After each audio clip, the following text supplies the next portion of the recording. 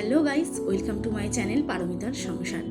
এটা অনেকদিন আগেকার ভিডিও, তোমার সাথে আমি এখন শেয়ার করছি। এটা হচ্ছে আমার মেহেন্দি ব্লগ। তো আমাদের তো বাঙালি বিয়েতে সেভাবে মেহেন্দি অনুষ্ঠান হয় না, কিন্তু এখন ট্রেন্ডিংয়ে সবই হচ্ছে। তো আমিও ছোট্টভাবে পালন করেছিলাম। বিশেষ আমার এক ছাত্রী আমাকে মেহেন্দি করে দিয়েছিল, কোনো মেহেন্দি আর্টিস্ট আমি বুক করিনি। ও খুব সুন্দর আঁকে, তো বললো দিদি আমি মেহেন্দি করতে পারি।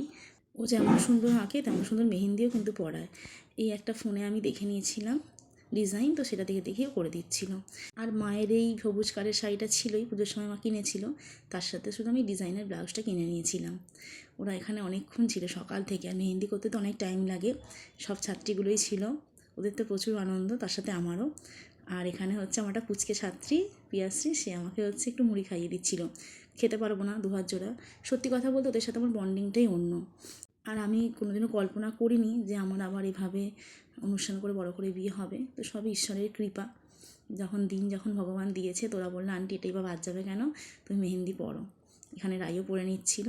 আর সব থেকে যেটা আমার কাছে বেশি আনন্দের, রাই এক হাতে পাপা এক হাতে মায়ের নাম লিখেছিল। ও যে এত আনন্দ করে অনুষ্ঠানটা উপভোগ করছে, এটাই অনেক। তো মেহেন্দিটা প্রায় কমপ্লিট হয়ে এসেছে, প্রায় 4-5 ঘন্টা লেগে গেছে। সত্যি ও যে এত ধৈর্য বলার মতো না, তার সাথে বাকিরাও ছিল। তো পৌলমি ও করে দিয়েছিল আমার মেহেন্দিটা, দারুণ করেছিল, খুব সুন্দর। তো আজকের মতো এটুকুই, দেখা হচ্ছে নেক্সট ব্লগ নিয়ে। কেমন হয়েছে কমেন্টে জানিও।